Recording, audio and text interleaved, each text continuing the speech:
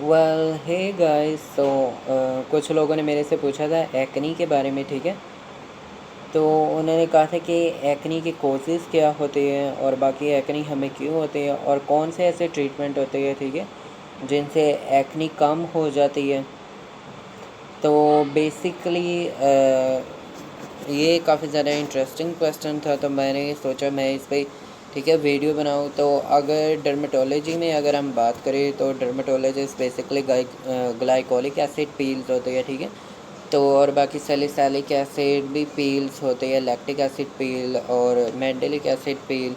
Basically ज़्यादातर glycolic salicylic ही use होता है, ठीक है।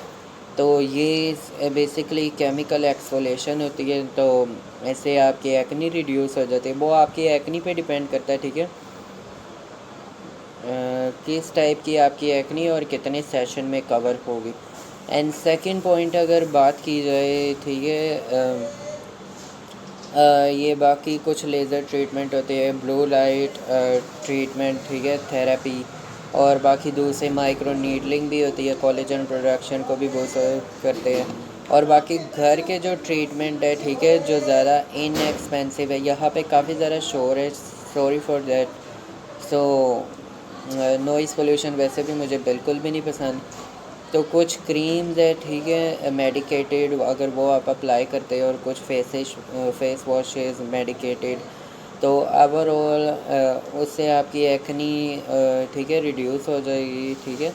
तो बेसिकली अगर हम एक्नी की कोजेज़ की अगर बात करें तो कोजेज़ में जेनेटिकली अगर आपके पेरेंट्स, ठीक है, कि एक्नी एक्नी प्रोन स्किन है, तो आपकी भी ऑफ कोर्स आप उन्हीं की जनरेशन है, तो आपको भी, ठीक है, एक्नी प्रोन होगा ही होगा, आपके दानों वाली स्किन होगी।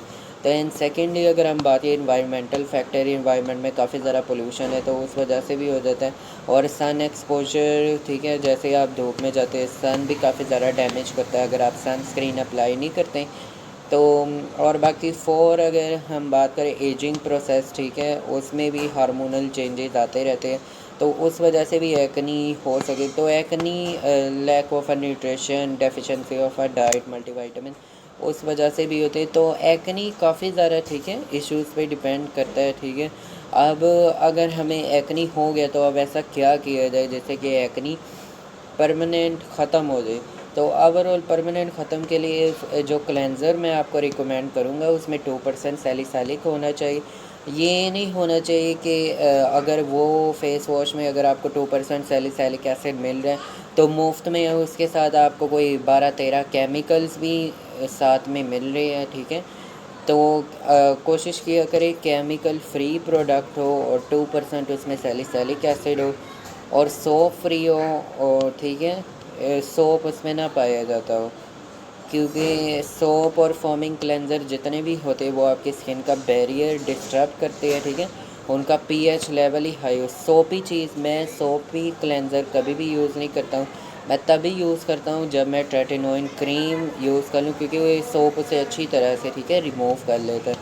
तो तब ये बेसिकली जो मेरी रेगुलर स्किन केयर में आती है, ठीक है, तो वो मैं सोप फ्री यूज़ करता हूँ। तो ओवरऑल फिर अगर हम सेकंड बात करें, ठीक है, ट्रेटिनोइन क्रीम आती है तो वो भी, और सैलिसिलिक एसिड, तो क्लेंज़र के बाद आपने, ठीक है, salicylic acid lotion cream apply करनी है, तो ये भी एक्नी को रिड्यूस करता है। और सेकंड चीज़ ट्रेटिनोइन क्रीम आती है, ठीक है, एवरी फार्मेसी में अवेलेबल होती है, मैंने अपनी प्रीवियस वीडियो में बताया भी है, ठीक है, ट्रेटिनोइन क्रीम को कैसे यूज़ करते हैं।